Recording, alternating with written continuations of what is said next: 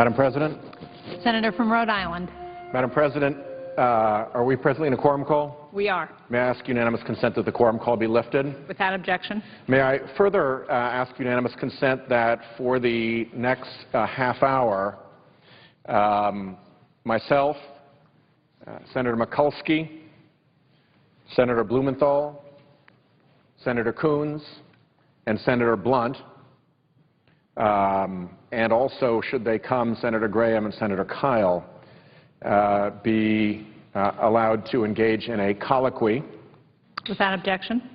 Our topic, Madam President, is the urgency of the need to protect our privately held critical infrastructure, the power grid, the machines that process our financial transactions, the communications networks that connect our BlackBerries and our phones.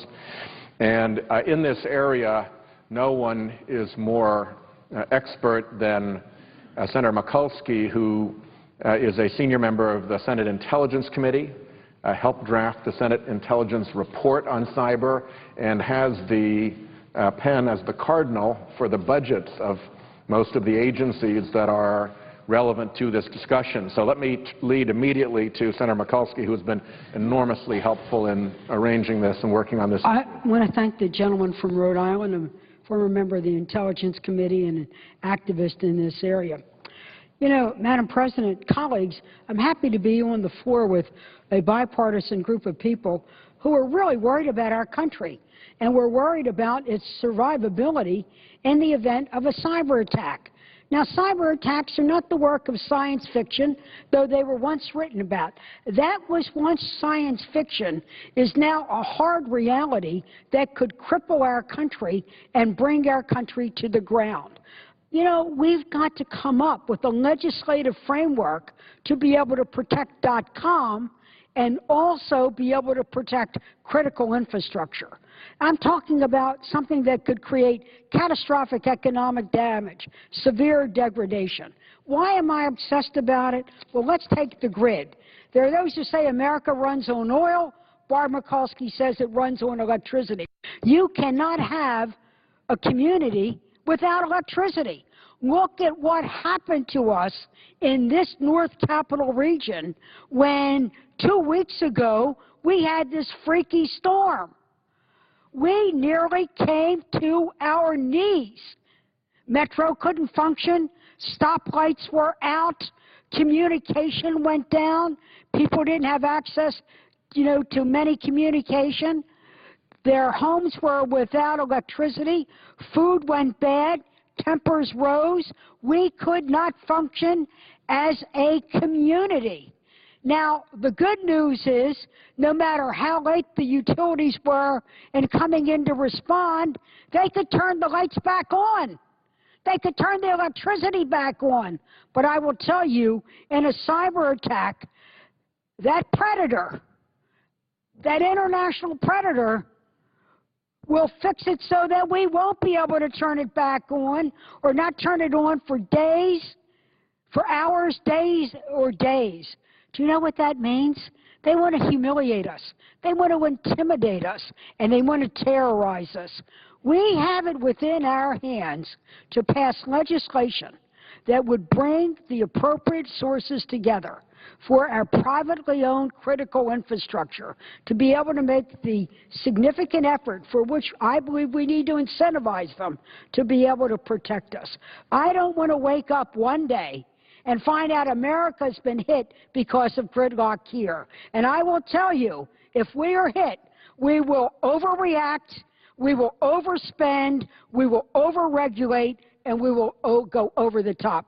So, Madam President, I want to listen to my other colleagues, but I'm telling you, we got to get off of our pet peeves here and move America to a safer zone.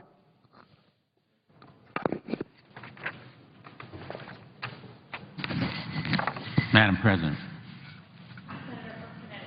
Thank you, Madam President. I am very, very honored and proud to follow the senator from Maryland, who has been such an extraordinary leader in so many areas, and most prominently and recently this one that involves the future of our country. I want to thank the senator from Rhode Island for his leadership, and my colleague, Senator Coons, of Delaware, because he has been at the forefront. And this issue truly is bipartisan. Senator Blunt has played a leading role, as have Senator Graham and Senator Kyle, and of course Senators Lieberman and Collins, Senator McCain, who was on the floor before, and Senator Chambliss. This kind of amassing of senatorial consensus, if I may put it that way, reflects the urgency and immediacy of this problem. Our nation is under attack. I came today from a meeting with one of the major accounting and consulting companies in the United States, whose name would be immediately recognizable to you. And by happenstance, sheer coincidence, he said to me that his company is attacked literally 1,000 times a day. This company has information that is intensely valuable and private and has taken steps to safeguard itself. But the magnitude of this attack on this single company and others like it that may have intellectual property lost to this country when it is stolen by hackers and by other nations reflects the seriousness and importance of this issue. Time is not on our side.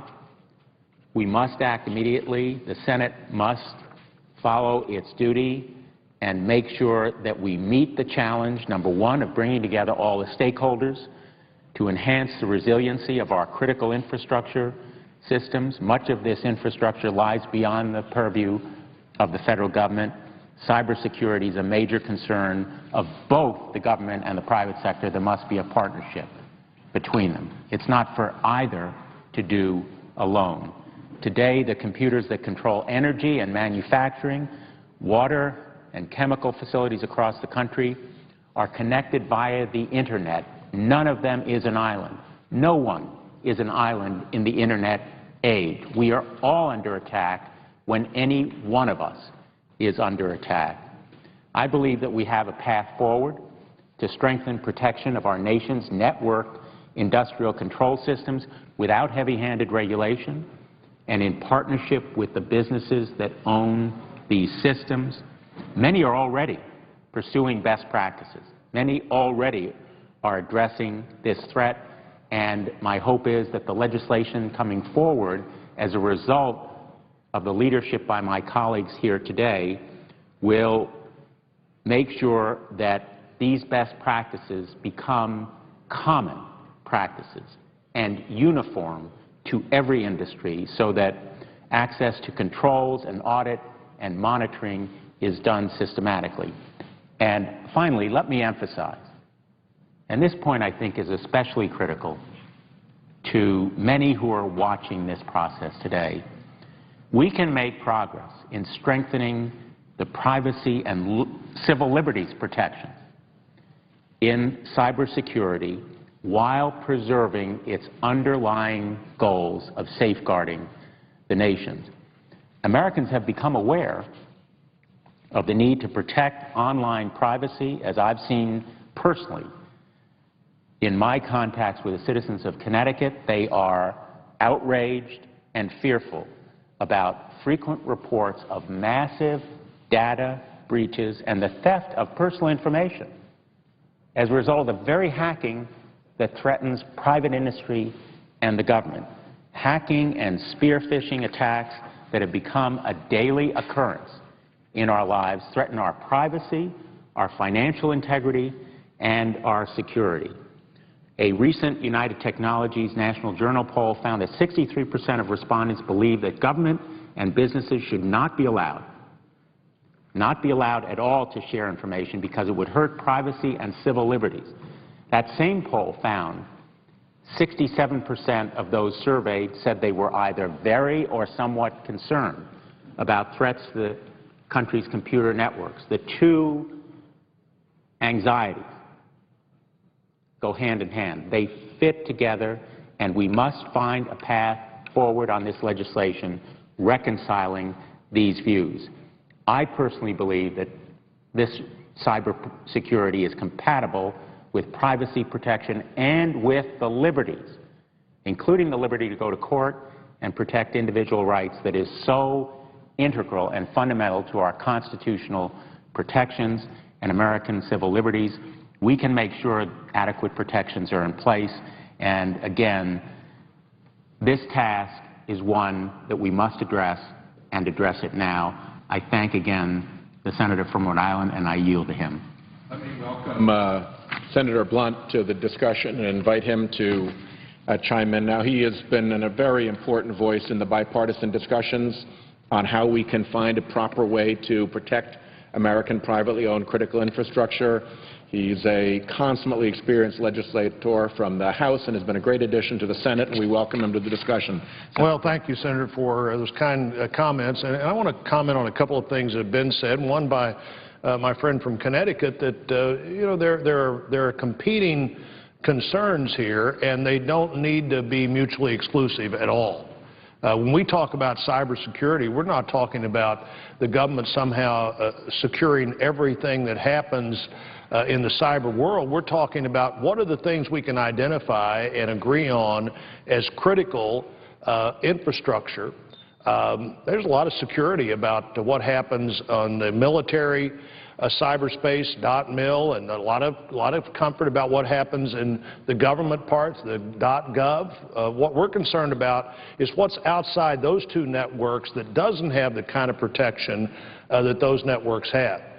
Not about controlling everything, in fact, about defining specifically in the most limited way possible what is critical to the ongoing daily operation of the country. And Senator Mikulski talked about that. She also said that if something happens, there's no telling what kind of legislation will pass. And I couldn't agree more with that comment in every way I can think of. We're going to pass a cyber security bill at some time, I believe, in the not-too-distant future. And it'll either be in the kind of environment that the four senators, along with me here on the floor, have been working to create, where we do this in the most thoughtful way. We do this in the way that has taken time to bring people together and have a discussion, or in a post-cyber attack moment, like a post-9/11 moment, and who knows what we might do. I think Senator Mikulski said wisely and rightly, it'll go further than it should go, and it will cost more than it should cost, because then we're reacting. And that's what we need to avoid here. We can do this in the right way or the wrong way, and the wrong way will be waiting too long. The right way is to do this now. You don't have to be well-read into the intelligence community. I have a chance to be on that committee with Senator Mikulski. I served on the House committee when Senator Whitehouse was on the Senate committee, and no, they have long been advocates of securing this part of our vulnerability. But you don't have to be on the Intelligence Committee or even have access to the information that all senators have to know that this is believed to be our greatest area of vulnerability. And why is it? Because it involves everything. It involves how we communicate. It involves how we get gasoline. It involves how we power everything from the drinking water system to the electricity at home, and just a windstorm created all kinds of problems.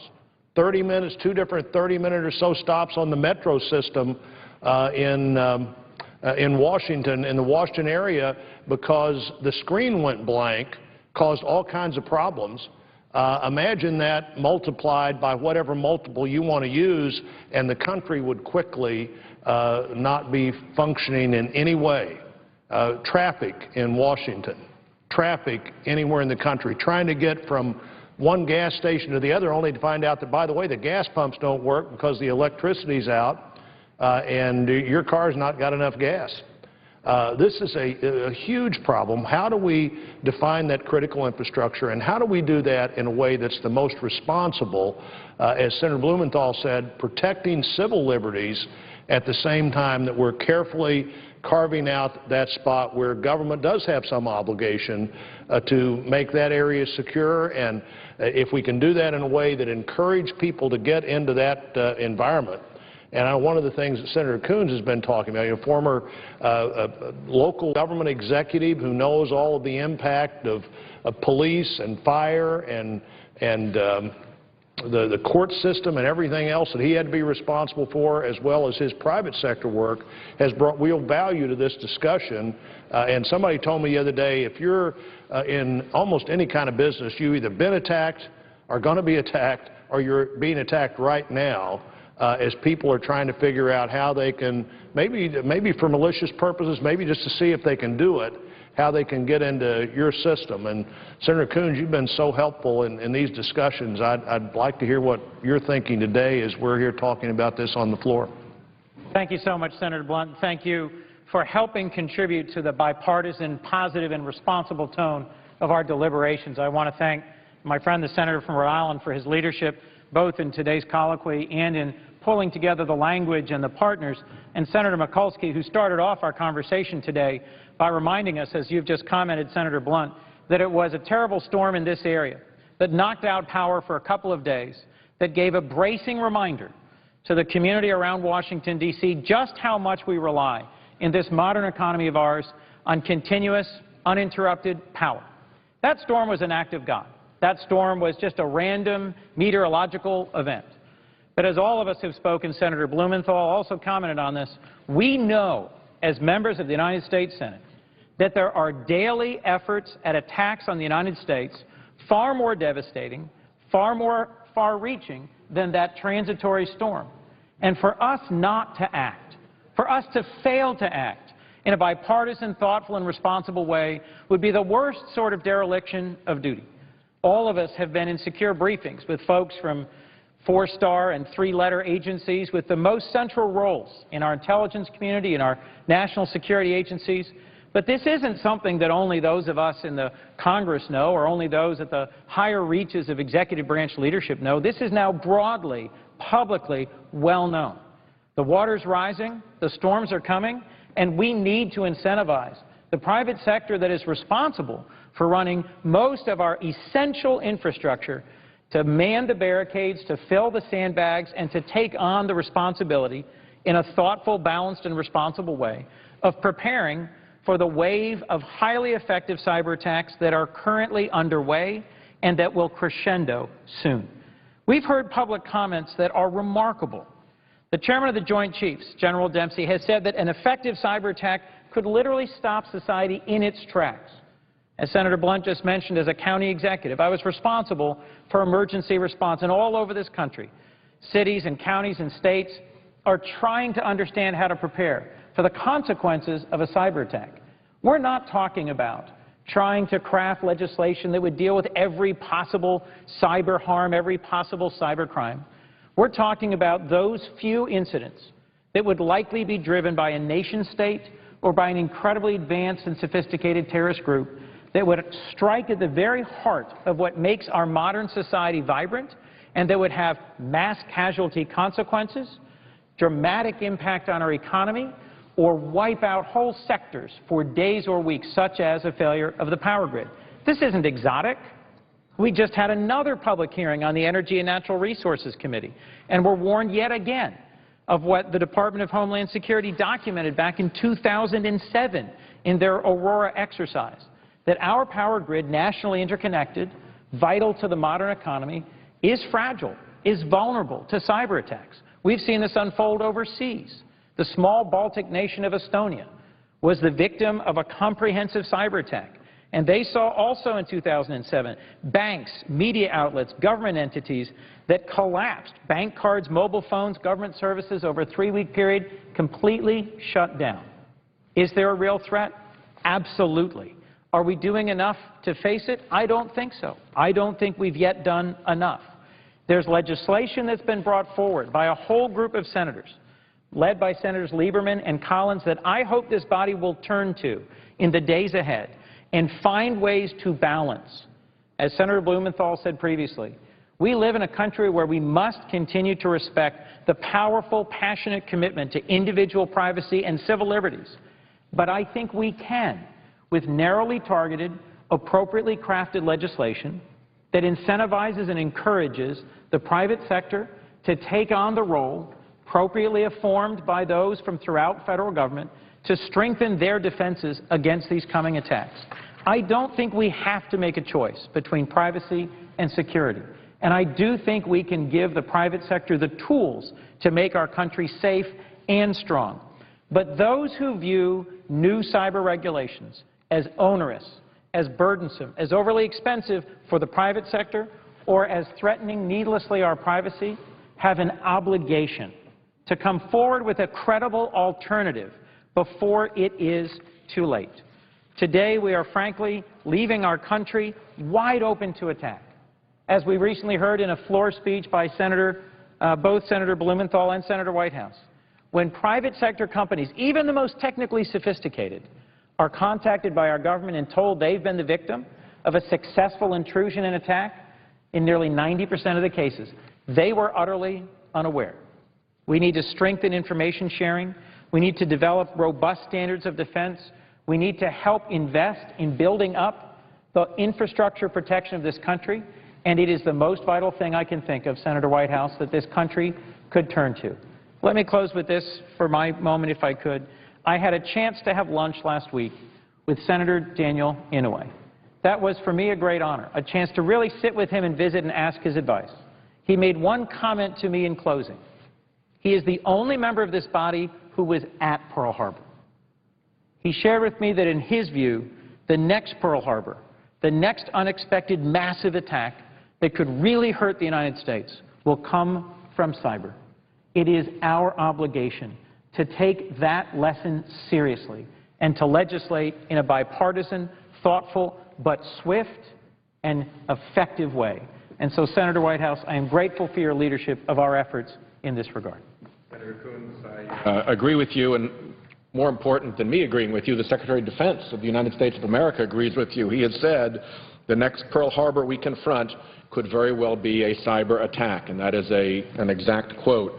I'd like to turn back to Senator Mikulski for a moment as the person who is in charge of the appropriations for these key agencies, because there's a sense in some quarters that if you leave the private sector on its own to do this, they'll be fine. And I think the evidence that we've heard in a series of hearings that Senator Mikulski, Senator Blunt, myself, and Senator Kyle co-chaired, bipartisan hearings. Senator Coons came to virtually all of them, and to their great credit, Senator Lieber and Senator Collins came to virtually all of them. The testimony we heard was that that wasn't the case. And some of the public commentary says, our Deputy Secretary of Defense, Ash Carter, there's a market failure at work here. Companies just aren't willing to admit vulnerabilities to themselves or publicly to shareholders in such a way as to support the necessary investments or lead their peers down a certain path of investment and all that would follow. That's a bipartisan sentiment. Mike Chertoff, who was the former head of DHS, said the marketplace in this area is likely to fail in allocating the correct amount of investment to manage risk across the breadth of the networks on which our society relies. Senator Coons pointed out that 9 out of 10 companies contacted by the NCI-JTF when they're aware of an attack had no idea they'd been attacked. And I will turn to Senator Mikulski to make her comment on this, because it's a public-private partnership here. Well, I want to thank Senator Whitehouse for what he said, and the fact that we really had a great study group, both sides of the aisle, eager for information, eager to come up with the best policies. And, you know, much is being said about the private sector. I talk to the private sector a lot because of our work on the committees, and the private sector is looking for leadership. They're looking for a framework. Now, they worry that over-regulation could be both costly and strangulating. Would we be so prescriptive that we mandate, that we, first of all, that we mandate, and that we essentially mandate data technology? Because this is a fast-moving, evolving field. But they're looking for us to give a legislative framework where they could work with their government on what they want to bring to the table and feel free, because of certain proprietary concerns, to do it.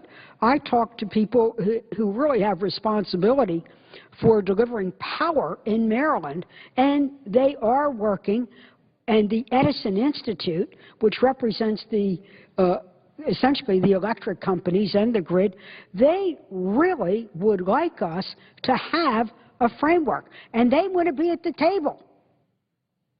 They want to know who's in charge, Who do you call? What do you do in the event of an attack? But when you say to them, how can we prevent the attack? They say, well, that's where we need government to tell us where you think we're heading, to bring the great federal labs to bear with their ideas, and how do you do this in a way that really encourages not whatever government's going to do, but voluntary efforts. But voluntary efforts with some teeth, some standards to be met, standards that are not prescriptive, that could be dated, but again, the ever-evolving of the state of science and this. So I think we have the elements. Where the problem is not do we know what to do, but the problem is, are we going to do it, and can we put aside where we make the perfect the enemy of the good? Could we just come? Colin Powell had a great phrase called, America always needs to seek the sensible center. That's what I'm talking about here. I want to protect civil liberties. I certainly do want to protect civil liberties. But you know, the first civil liberty is that you can turn your lights on, and when you go to bed, you know your refrigerator is going to be working, the stoplights are going to be working when you wake up the next day, or if your child is at school or at camp, you're going to be able to get to that child, and that 911 is going to be working if you call 911. That's civil liberty. It means that you can function in a free and democratic society, but that you are not terrified, that you are literally in the dark. You are literally in the cold. There you have no power politically, you have no power with electricity, and it's all because we failed to act. I think we can do this, and I really think Senators Lieberman and Collins have given us a great, not only starting point, I think to use our future, the language of our future Super Bowl champions, the Ravens, which will happen next year, we're beyond the 50-yard line. We could do this. So I would just hope that just in the spirit we come here today, we need a sense of urgency, we need a bipartisan effort, and we need the will to serve America and put that interest first. Thank you. And I think Senator Mikulski's made the case so well here, too. You know, when we've looked at this, when we've gone through exercises, the power grid is where you go first because it's the most dramatic, I suppose, but there are so many other places you could go. The disruption of the financial network, suddenly business stops. I was making a list here as we were talking of the kinds of things that could be at risk through some kind of cyber attack, everything from electromagnetic pulse attack to literally a cyber attack that comes into these various networks. There are 111 power plants in Missouri. In our state alone, there are 111 power plants. They're all, in some way or other, hooked into the grid. That can be disabled in a significant way. I was talking to a friend of mine who during the last few days was in West Virginia, and their family driving to West Virginia, the electricity was out and they began to see abandoned cars because nobody could get to a gas station, and if they could get to a gas station, it was closed, and so there are cars all over the place. And that's assuming you could even get out of the traffic mess that you would be in more urban areas. But where would you go? What would you do? I mean, the desperation, we understand this, and it would be something that is preventable if we prevent it. And it's something that's preventable in ways that particularly Senator Whitehouse has been thoughtful in putting together ideas of how you encourage people to voluntarily want to get into this space, to where they have assistance that they wouldn't otherwise have, to where they have assurances that they've done everything they could do to prevent this from happening. And frankly, if we do everything we can do to prevent this from happening, there's a chance it won't happen. But if we don't, there is certainty that it will happen, and we know that. And I'm glad my colleagues are here. I hope the Senate turns to this issue and we have a full and free debate, because if we're united on this in a bipartisan way, that finds that sensible answer that Senator Mikulski was talking about. Senator Whitehouse. The Senator from Missouri. I'll wrap up by making 3 points, and I'll make them briefly. I've given remarks at greater length in these areas before, so my position on this, I think, is pretty clear. One is protecting our critical infrastructure, the privately owned systems that our way of life depends on, is the weak point we need to address. We do well with .mil. We do well with .gov. The government has the authorities to provide all of its resources to protect those. We don't particularly care about ordinary websites, about chat rooms. We don't want to interfere with those in any way. It's just the critical infrastructure that's important, the privately held critical infrastructure. We really need to work on that. And the warnings from our national security leaders are across the board. Secretary of Defense Panetta, NSA Director and Cyber Command Commander General Keith Alexander, Director of National Intelligence Clapper, Secretary of Homeland Security Janet Napolitano, Attorney General Holder, and Chairman of the Joint Chiefs of Staff Martin Dempsey have all clearly expressed the danger of this threat. Second point, it is bipartisan. Former Director of National Intelligence and NSA Director Mike McConnell has said the United States is fighting a cyber war today and we're losing. It's that simple. As the most wired nation on earth, we offer the most targets of significance, yet our cyber defenses are woefully lacking. With cybersecurity, the time to start, he says, was yesterday. Former Assistant Secretary for Policy at Department of Homeland Security, Baker, we must begin now to protect our critical infrastructure from attack. A great number of national security officials, bipartisan, wrote a letter to us in the Senate saying the threat's only going to get worse. Inaction is not an acceptable option. And protection, I quote, protection of our critical infrastructure is essential in order to effectively protect our national and economic security from the growing cyber threat. As I said earlier in introducing Senator Mikulski again, there is indeed a market failure that has been identified in a bipartisan fashion. The facts prove it because so often when either public or private sector folks respond to an intrusion, they find that 90% of the time the company had no idea it had been hacked. Even the U.S. Chamber of Commerce was hacked and had Chinese infiltrators with full access to its computers for months. When the Aurora bug hit Google and others, only 3 out of 300 companies were aware of it.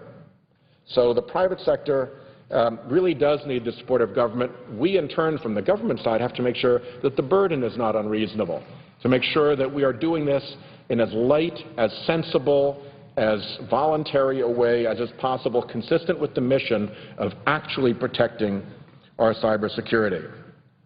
In the Bush administration, and the Assistant Attorney General was Jack Goldsmith, who's now at the Harvard Law School. He's written about this very issue, and he wrote, the government is the only institution with the resources and the incentives to ensure that the critical infrastructure on which we all depend is secure, and we must find a way for it to meet its responsibilities.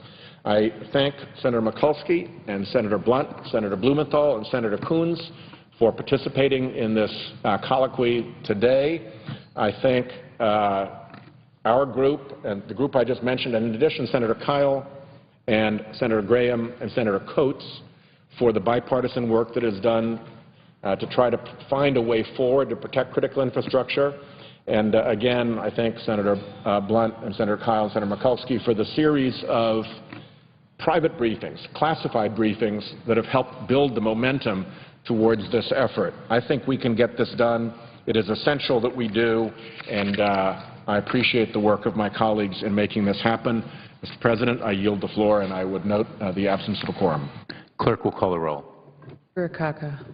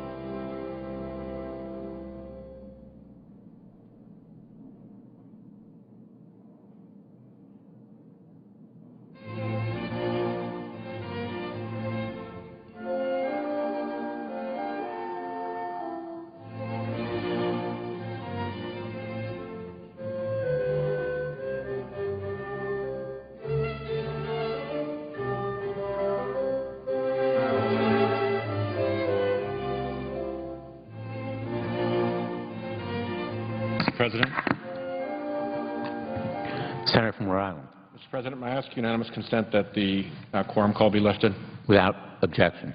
Mr. President, I come to the floor most every week to discuss the issue that I think is the one that members of Congress in this era are most likely to be judged on in the future, and that is the relentless carbon pollution of our atmosphere that we are engaged in, and the changes in our climate and in our oceans that are very visibly happening as a result. I know that there are many interests in Washington that would prefer us to ignore this issue, but just because they ignore it and just because they want us to ignore it doesn't mean it is going anywhere. The country, as we've heard in the last weeks, has baked in record heat. I think it was Bloomberg News that described the Midwest farmers as having to be farming in hell. It's been scorched by drought, riven by unprecedented wildfires, and that has resulted in an increasing amount of chatter in the news and even some conversation here in the Senate floor about climate change. Some have tried to say that there is no relation, but I want to talk a little bit about the science of what we see happening around our country and around the world. And there's an interesting report that I would mention. I'm not going to put it into the record because it's too large. State of the Climate in 2011, a special supplement to the Bulletin of the American Meteorological Society. What we see is that 2012 is shaping up to look a lot like 2011. 2011 is a year which Deputy NOAA Administrator Dr. Catherine Sullivan called a year of extreme events, both in the United States and around the world. The report that I just showed is a peer-reviewed report. It was compiled by 378 scientists from 48 countries, and as explained by Dr. Sullivan, I quote her, "Every weather event that happens now takes place in the context of a changing global environment." This annual report here provides scientists and citizens alike with an analysis of what has happened so we can all prepare for what is to come. That ends Dr. Sullivan's quote. Here are some of the highlights from the American Meteorological Society report. The first generally is that warm temperature trends are continuing. 4 independent data sets show 2011 was one of the 15 warmest years since record-keeping began in the late 19th century, and yet one of the coolest since 2008. The average temperature for 2011 was higher than the 30-year annual average temperature. The Arctic continued to warm at about twice the rate compared with lower latitudes. On the opposite pole, the South Pole Station recorded its all-time ever highest temperature of 9.9 degrees Fahrenheit on December 25th, Christmas Day, breaking the previous record for warm weather around the South Pole by more than 2 degrees. So the warm temperature trends continue. Greenhouse gases continue to climb is the other major finding of the report. Major greenhouse gas concentrations, things like carbon dioxide, methane, and nitrous oxide, continue to rise. Carbon dioxide steadily increased in 2011, and the yearly global average exceeded 390 parts per million for the first time since instrumental records began. This represents an increase of 2.10 parts per million over the previous year. I would note that the Arctic sampling stations have, for the first time in history, recorded concentrations over 400 parts per million. That's an ominous number because the Arctic tends to be the leading edge for these indicators. There is no evidence that natural emissions of methane in the Arctic have increased significantly during the last decade, so they have not yet contributed to this steady increase. but there could be significant increases of methane in the future as the tundra thaws and as methane captured under the permafrost is released. Arctic sea ice is decreasing. Arctic sea ice extent was below average for all of 2011 and has been since June of 2001, a span of 127 consecutive months through December of 2011. Both the maximum ice extent, which was 5.65 million square miles on March 7th, and the minimum extent, 1.67 million square miles on September 9th, were the second smallest measurements for maximum and for minimum of the satellite era. A fourth finding is that sea surface temperature and ocean heat content continue to rise. Even with La Nina conditions occurring during most of the year, the 2011 global sea surface temperature was among the 12 highest years on record. Ocean heat content measured from the surface down to 2,300 feet deep continued to rise since records began being taken in 1993, and ocean heat content was at a record high. In addition to putting 2011 into the context of these longer trends and timelines, the researchers from NOAA and the UK Meteorological Office also examined the link between climate change and extreme weather events that occurred in 2011. Here's what they say. This is a quote. In the past, it was often stated that it simply was not possible to make an attribution statement about an individual weather or climate event.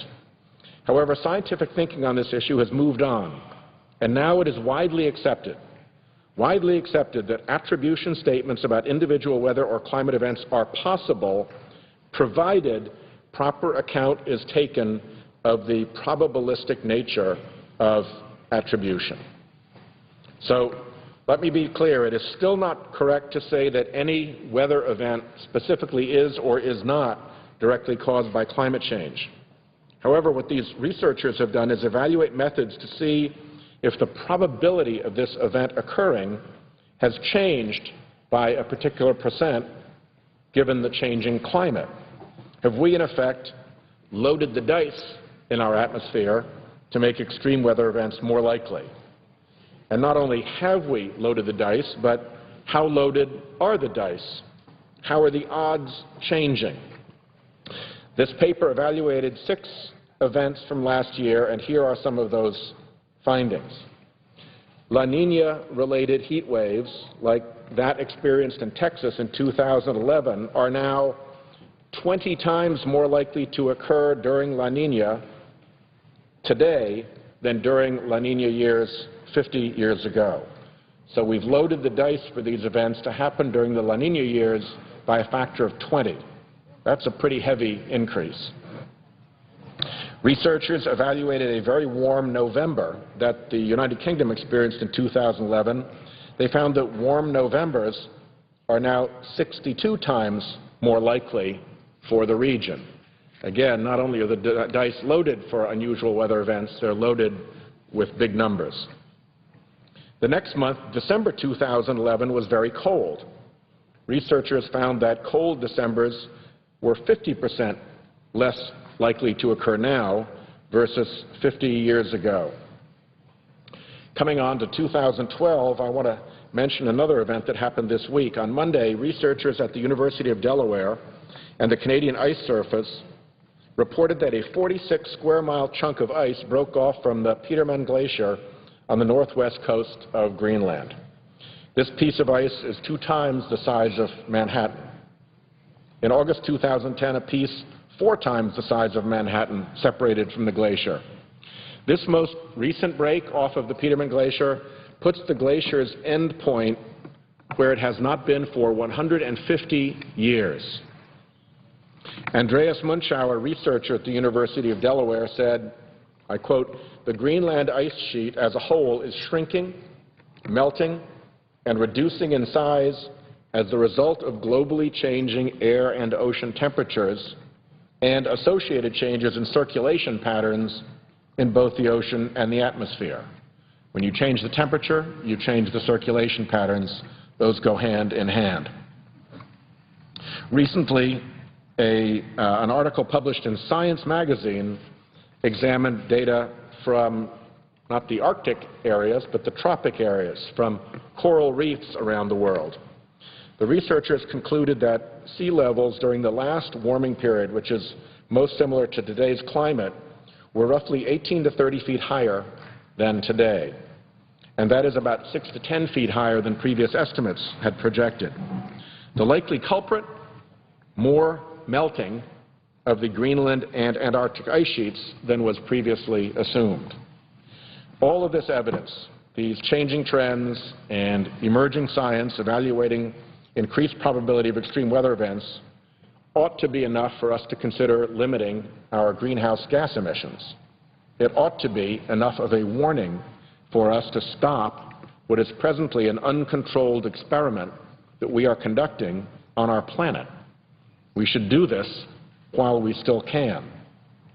Yet, unfortunately, there are special interests in Washington who deny that carbon pollution causes global temperatures to rise, who deny that melting ice caps destabilize our climate so that regions face extreme drought or outsized precipitation events, who deny that they have any responsibility to do anything about this. And these special interests have a strong grip on Washington and on Congress. They pretend to us and to the American public that the jury is actually still out on climate change caused by carbon pollution, that we should wait, we should let them continue with business as usual and wait for the verdict to come in. Well, they're wrong. The jury is not still out. The verdict is indeed in, and their claims to the contrary are frankly outright false. This is a pattern, actually, that has manifested itself with other industries in the past. The lead paint industry, the tobacco industry, and others have all had legions of scientists who have been willing to manufacture enough doubt about the danger of the product, tobacco's safe to smoke, lead paint won't hurt children, that sort of thing, so as to delay public safety action that would protect the public from their product. They obviously have a motive in doing that because they want to keep selling the product and keep making profits, but the cost has been terribly high to the public when we've listened to that kind of science, and unfortunately, we're listening to that now again. We should not be fooled. The vast, overwhelming bulk of scientists agree that climate change is happening and that human activities are the driving cause of this change. When I give these talks, I often refer to a paragraph from a letter we received in Congress in October of 2009. And the letter was very powerfully stated, particularly when you consider the cautious way in which scientists ordinarily couch their findings. Here's what the letter said.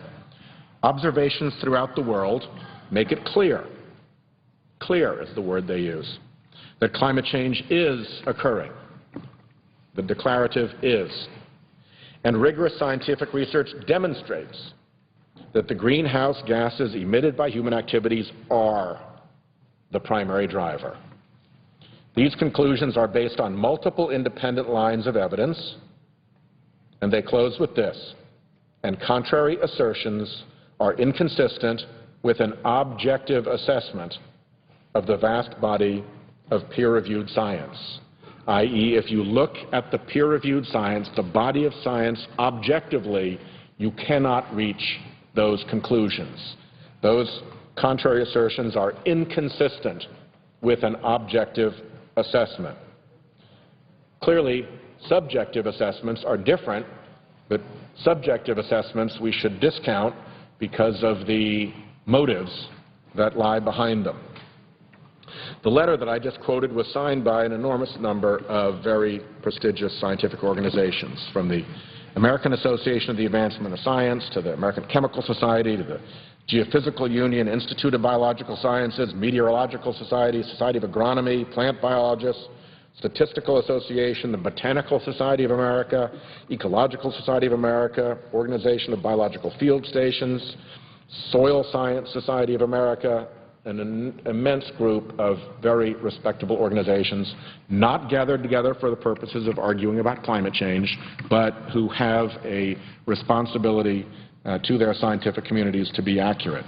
These are highly esteemed scientific organizations. They know the jury is not still out. They know that the verdict is in fact in, and that it's time that we did something about it. It is really irresponsible and nonsensical for us not to. The science on this goes back to the Civil War. It was a scientist named John Tyndall, an Irish scientist practicing in England, who determined that carbon dioxide and water vapor, when they were trapped in the atmosphere, had a blanketing effect and would trap heat in the atmosphere, the basic principle of global warming. In 1955, the year I was born, a textbook called Our Astonishing Atmosphere had the following quote: "Nearly a century ago, the scientist John Tyndall suggested that a fall in the atmospheric carbon dioxide could allow the Earth to cool, whereas a rise in carbon dioxide would make it warmer." If that was century-old information the year that I was born, then I think it's entitled to some credence around here. And of course, we are observing these changes. Let me put one into context, and then I'll yield the floor. That one is that 390 parts per million figure that I alluded to earlier. For the last 8,000 centuries, 800,000 years, we've been able to measure what the range was of carbon dioxide in the Earth's atmosphere. And for all that period, 800,000 years, it's been between 170 parts per million and 300 parts per million. 170 to 300 is the range. So when we're out of that, not by a little, but by a lot, we're all the way to 390. In the Arctic, we've hit 400. This is measurement, by the way, not theory. That's something to be worried about. Because when you look back in history, before 800,000 years ago, back into geological previous events, you find that these high carbon concentrations are associated with really dramatic die-offs, very hostile environments for human occupation. Of course, we've never had that experience because we've really only been around on this planet for probably less than 200,000 years. We only started scratching the soil, planting things, and developing agriculture 10,000 years ago. So 800,000 years ago is a long time. And the safe bandwidth that our species has developed within during that 800,000 years is something that we should not be so frivolous about flying outside of, to the tune of now hitting 390 parts per million. There will be consequences that will be grave. We are already seeing consequences that are grave. Our ocean is acidifying in unprecedented ways. If we're looking for a first catastrophe to ensue, it is as likely to be through the acidification of our oceans as it is through climate and through the damage that an acidic ocean can do to the small creatures, particularly those at the very bottom of the food chain, the ones that all the others eat. Let me put it this way. It is a hard thing for an animal to succeed and survive in an environment, a physical environment, in which it is soluble. So I see a colleague on the floor, and I will yield to him. I appreciate the attention of the Senate to this issue, and I hope that the day will come soon when we can wrench ourselves free of the grip of the special interests and do something serious about this looming threat. I thank the presiding officer. I yield the floor.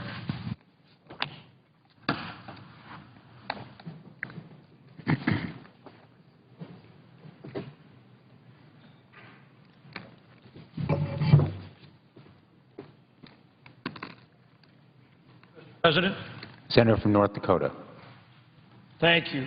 I rise today to discuss the need for pro-growth tax reform. I've been down last week and this week on the subject, and I'm here again today. to talk about the need to get started and get going right now on pro-growth tax reform that will unleash the private investment in this country and help us grow our economy and create jobs for the more than 13 million people that we have unemployed today. Now, the current tax code changes at the end of the year. If we fail to act, the current tax code changes. That's a fact. Simply put, tax rates go up. The income tax rates rise, capital gains taxes go up, the death tax goes up. Now, today we voted on a measure regarding outsourcing.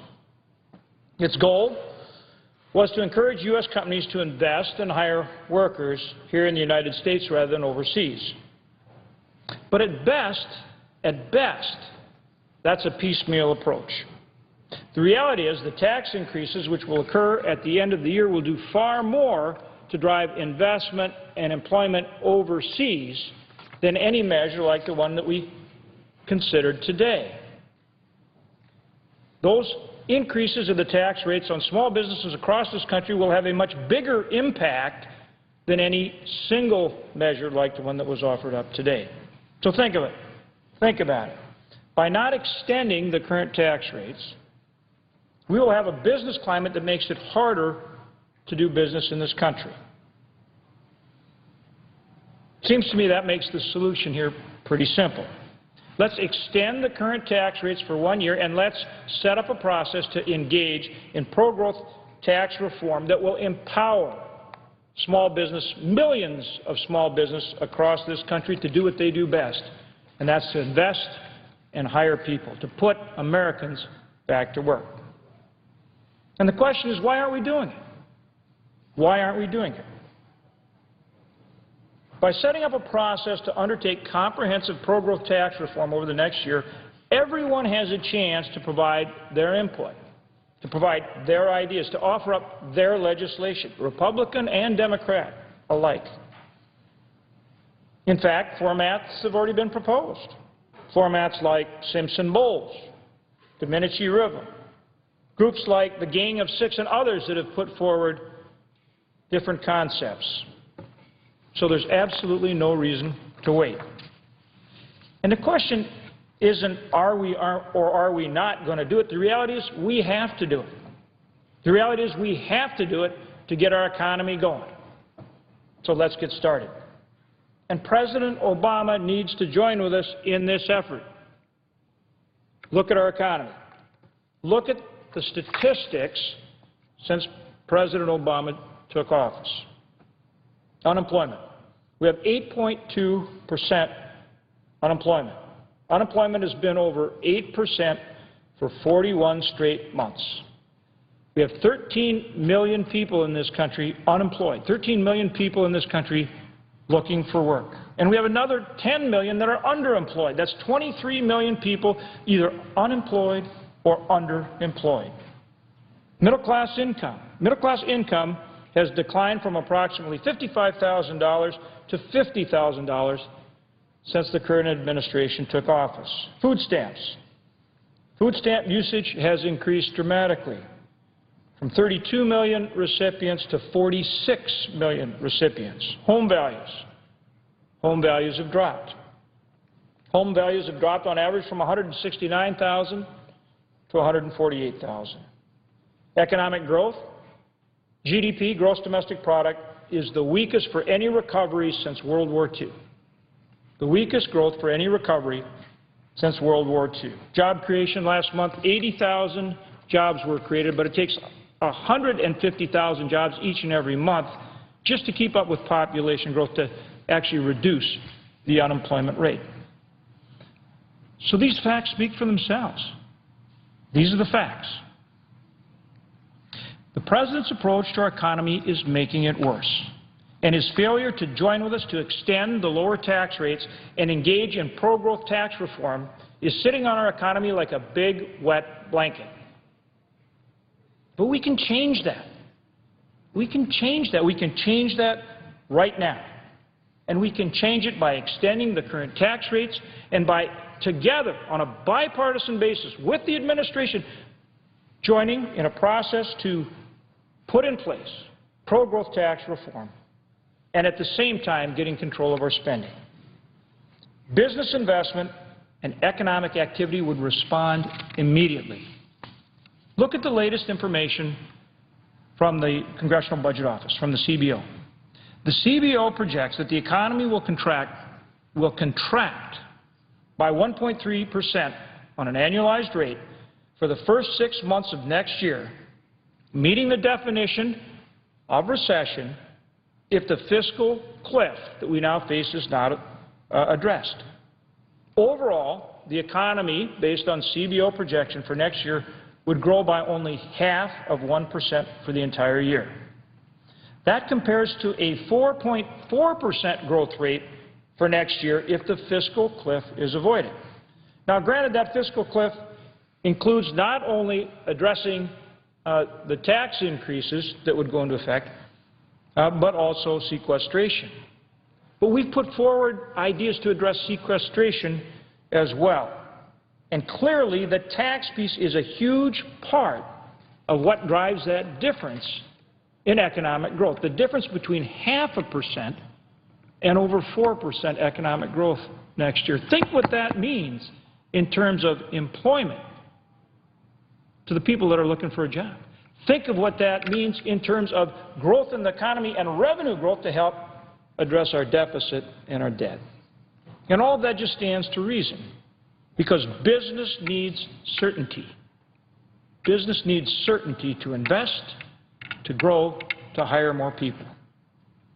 And with legal tax and regulatory certainty, not more government spending, but with legal tax and regulatory certainty, business in this country will invest and grow and will put people back to work. There's more cash, there's more private capital on the sidelines now than ever before in our history. And with the uncertainty about what the tax code is going to be, that investment will continue to be sidelined rather than deployed in ventures that will create jobs.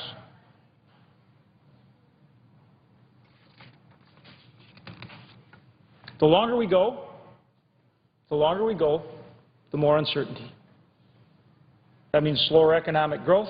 That means higher unemployment. That means more people out of work rather than finding a job.